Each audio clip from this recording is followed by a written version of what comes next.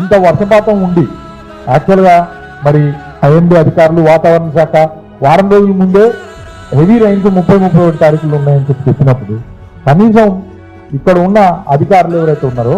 వాళ్ళు అటు ఇరిగేషన్ అధికారులు కానీ, రెవెన్యూ అధికారులు కానీ, మున్సిపల్ అధికారులు కానీ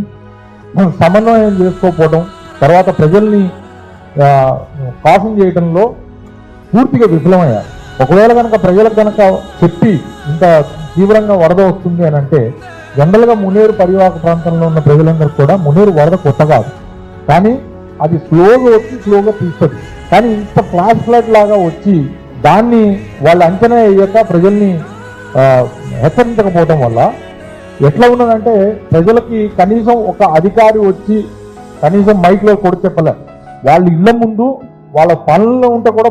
వాళ్ళ ఇళ్లలోకి బరబర నీళ్ళు వచ్చేసిన పరిస్థితి చూసుకొని కనీసం ఏం ఇంట్లో ఉన్న డబ్బులు తర్వాత